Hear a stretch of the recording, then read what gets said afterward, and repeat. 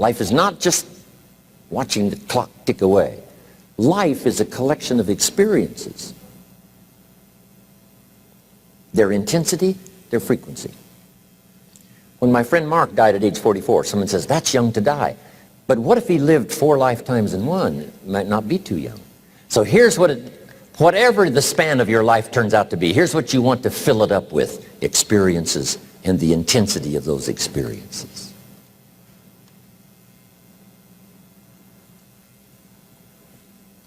But now let's talk about the management of time. Here's one of the best ones. We covered earlier. When should you start building this hotel? Answer: as soon as you have it finished. Now jot this one down on time management. When should you start the day? As soon as you have it finished. Plan the day the best you can, leaving plenty of room for improvising and surprises and all the stuff that happens during the course of the day. But if you've planned a good, productive day, now you start that day, you can't believe how much more valuable your time will be. Don't start the day until you have it finished. Now here's the next one. Don't start the week until you've had it finished. Now to lay out a week is a pretty good challenge. Next, don't start the month until you have it finished. The places to go and the people to see and the productivity and the sales and the customers and the development and all the rest of what you want to accomplish during the course of 30 days. Don't start the month till it's finished. And then here's the big one. This is really challenging. Don't start the year until you have it finished. To the best of your ability. It can't be finished like minute by minute. But in terms of the sweep of what you want to accomplish in the year 2002, make sure that that's set and ready to go by the time January 1st rolls around. And it might get all upset, and it might get torn up, and you do anew, and you make so much progress the first 90 days that now you've multiplied it all by 2, by 3. Because that happened to me. I thought, wow, this is going to be a great year. By the time I'd finished the 3rd month, I'm rolling, I'm soaring. So many things are happening, I revised my whole year's plan. Okay. Now, jot this down. Approaches to the management of time. Ignore the subject. Don't let anything overly bug you. Because remember now, you don't have to do anything. Someone says, well, I got to get a handle on my time. The answer is no, you don't. If you want to let it all go, you can let it all go. When you're talking to your kids, you say, no, if kids would do this, not always saying if you did this, life would be better, but if kids did this, life would be better. It's like making a little talk and letting them listen in. And then it's a little less confrontational. It gives us a choice. In one of my seminars, here's what I teach. All life form strives to the max of its potential except human beings. All life form strives to the max of its potential except human beings. How tall will a tree grow? As tall as it possibly can. You never heard of a tree growing half as high as it could. No, trees don't grow half. Every life form strives to the max, except human beings. Now, why not human beings? Jot this down. You've been given the dignity of choice. You can tear up last year's plan, develop a new plan. The choice is up to you to develop 1 skill or 10 skills. Someone says, well, I'd be happy with just 1 more language. Well, some say, hey, I'm going to learn 6 or 7. And this is all a matter of choice. And when someone says, no, you ought to learn 4, you've got to resist all that. Now here's the next one. Step down to something easier. The guy's in sales and he says, oh, I want to own the company. Finally owns the company. Now he's got no time to play golf. He said, when I was in sales, I was making big money playing golf 3 days a week. I'm going back to sales. See, this is the key. If you're getting too pressed, you might consider stepping down to something with a little easier time pressure. Little girl says to her mother, Daddy comes home, brings his briefcase and pats me on the head and says hello, disappears and works on his papers. How come my daddy doesn't play with me? And her mother said, look, your daddy loves you very much, but he's so busy at work, he can't get it all done, he has to bring it home. He loves you, but that's why he can't play with you. And the little girl said, why don't they just put him in a slower group? Remember when I said some things I went for cost me too much? So reconsider. Next key to time management, and that's work longer and harder. But see, there's a limit to that. I almost lost my health the first year. I went so crazy about personal development and achievement. I just went bonkers. You know, I told you I was skinny. By the end of that first year, I was a walking shadow. And then it suddenly occurred to me, what if I got rich and too ill to spend it? I mean, that was a shocker. So I started, you know, developing a little more reasonable, because I said if 12 hours won't do it, I'll work 14. If that won't do it, I'll work 18. I mean, how many hours it takes. And sure enough, it cost me too much. So see, working longer and harder for some might be appropriate. You know, if you're just sitting around not doing that much, this might be good, work longer and harder. But you can only work so hard. Here's the key, not to work harder, but smarter. When you've worked as hard as you can, doing the best you can in terms of physical output in the time, reasonable time. Now here's the next thing. Either you run the project or it runs you. I've found out when you start something, at first you're in charge. All of a sudden, a year later, it's in charge. Some of the companies I started, I'm telling you, I'm in control. A couple of years later, I'm out of control. At first, I've got it on the run. 2 years later, it's got me on the run. Haven't got enough time. I'm dizzy with trying to get it all done. So here's part of the key, and that's to get in charge. Take charge of your time. Take charge of your resources, which we're going to talk about next. Take charge of your health. You're the one that's responsible for it. It's not a requirement of society that you not have a heart attack and take care of your family. That's not a requirement of society, but you must make it a requirement of yourself. Society doesn't require that you build a financial wall around your family nothing can get through. That's not a requirement of society.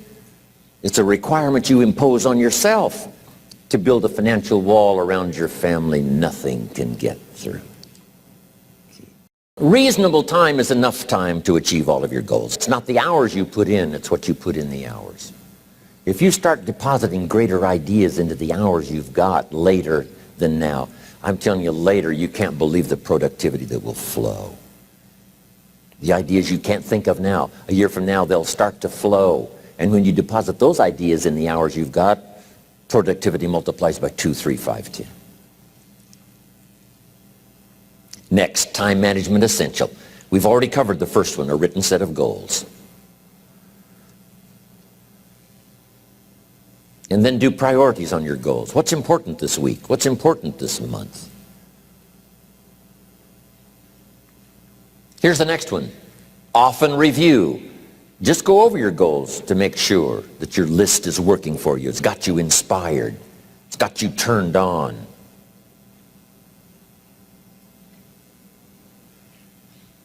Somebody says, how come you're up so early? Say, if you were headed where I'm headed, you'd be up early too. Wow. If you were going to meet who I'm going to meet, you'd be up early. If it was going to stack up for you like it's stacking up for me, you'd be getting up early. Here's some more time management essentials. Learn to study what we call majors and minors. You pick up the phone. Here's what you must say when you pick up the phone. Is this a major conversation or a minor conversation? If it's minor, a few pleasantries and you're done. If it's major, maybe you've got to make a few notes. So here's the next one. Important conversations, make an agenda before you make the call. Just jot down a little agenda. It's so easy now to just talk out of your head. Did you ever hear a conversation end like this? Let's see, there was something else. See, you don't look that swift. I can't think of it right now. I'll call you back. See, you look a little incompetent. Salespeople especially can talk you out of what's in your head. It's true. No, we didn't talk about that. And if you don't have a little proof, I'm telling you, it's gone.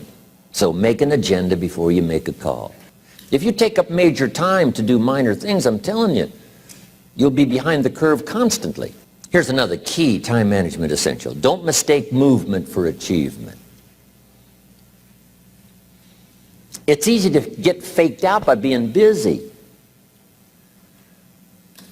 Guy comes home at night all exhausted, falls in the chair and says, oh, I've been going.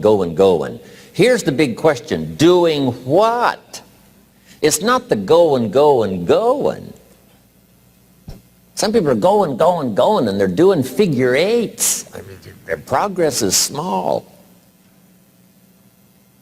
So don't mistake movement for achievement.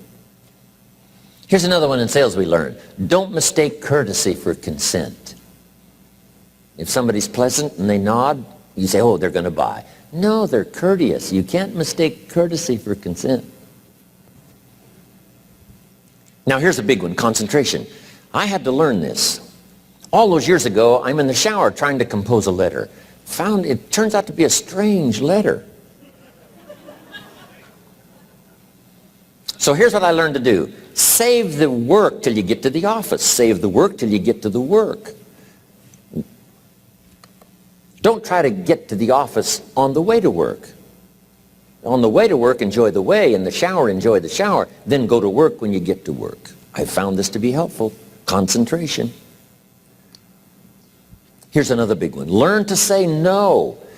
I'm telling you, in such a social society we have now, it's so easy to try to be a nice person, saying yes, yes, yes to everything. Find yourself overloaded. Now you got to call and make the, well, gosh, you know, all the time it takes to back out of something that you said yes to too quickly.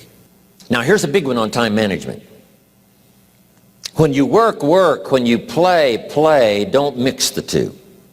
At the beach, be at the beach. At the office, be at the office. When you work, work. When you play, play. Don't mix the two. Don't work at play. Now here's one of the most important ones. Don't play at work. Work is too serious. Your work costs you a piece of your life. Here's what it's called. Serious business. Not grim, not unhappy, but serious. Because it's leading you to your future. Here's another key phrase. All work is good. You may not like your job, but if it's the stepping stones to get you to where you want to go, you got to appreciate your job. You don't have to have a passion for your job. Here's the ultimate passion, a passion for incredible success in every department of my life. That's the passion. Analyze how you are. And if you have some weaknesses, if you can't, doesn't seem like you can change, here's the key, get it covered. I used to keep promising myself I'd keep the books, keep the books, keep the books. Finally, I gave that up. And back then, it only took me an extra $50, $60 a month for some accountant to keep the books. I said, no, I'm going to save the $50. You can't believe what I started losing in productivity because I tried to save the $50. So the key is, a lot of the time you can stay like you are, but just make sure you get it covered. Next, beware of the telephone and all other systems of communication, especially the telephone at home. And systems of communication at home. And here's one of the best lines I've got for you for the weekend. Let all communication systems serve you, but don't let them intrude. When it comes time to have dinner with your family, you shut off all systems. So don't let these clever little devices keep intruding. You've got to have a place that's sacrosanct. It's valuable. You don't let anything in for that period of time. You must designate your time. And some of the time that you designate, you must not let anyone steal. Casual time, you might let someone intrude and steal a little bit and take a little bit, but not serious time. One of the great time management savers is to learn to ask questions up front. Sometimes you talk to somebody for an hour, and then you ask questions and find out if you would have asked those questions up front, you could have saved yourself an hour. Next, learn to think on paper. Some ways to think on paper. One, we've covered one. Solving problems. Take it out of your head and put it on paper. Another one is setting goals. Making these lists we've already started. Here's another good way to think on paper. It's a projects book. Each person you're working with and each project you're working on, get a loose leaf binder and a tab and some pieces of paper behind the tab and do a little continual summary of how it's going between you and that person and between you and that project. Next is a game plan. You know, if you've got a house and the insurance is going to come due and some other things are going to come due, you just put it on a spreadsheet and make sure it's taken care of. Key phrase, take things out of your head and put them on paper. Now here's the last one, thinking on paper, and that's to keep a journal. One of the things I'm known for around the world, have been now for 39, 40 years. But here's what primarily your journal is for, collecting good ideas. A journal is to collect good ideas on your health, good ideas for your business, good ideas for your future, good ideas for time management. Because I used to take notes on pieces of paper and torn off corners and backs of old envelopes and restaurant placemats. And I threw all this stuff in a drawer. It did not serve me well. My journal's all reserved privately for my children and my grandchildren. Can you imagine what I've collected over the years? It's unbelievable. There are 3 treasures to leave behind. I think you've already got those notes, right? Here they are. Number 1, your pictures. Don't leave the event unrecorded. 1,000 words to describe the scene, the emotion, what happened. Say, wow, this was an extraordinary day for me when I met these people. Here's what's next to leave behind, and that's your library. The books that changed your life, the books that changed your health, the books that rescued you from oblivion, the books that you passed on to other people, they were so exciting for you, the books that made you financially independent, the books that developed your leadership, the books that gave you wisdom to ponder when things were tough, the books that got you through the winter, the books that helped you to plant in the spring and harvest in the fall. What a treasure to leave behind. If you do that, here's what's for sure. Your books will be more valuable than your furniture. Wow. Now the third treasure to leave behind is your journals. The notes you took that helped you to live life as you lived it. Long after you're gone, a treasure that children, grandchildren, great-grandchildren will find so fascinating.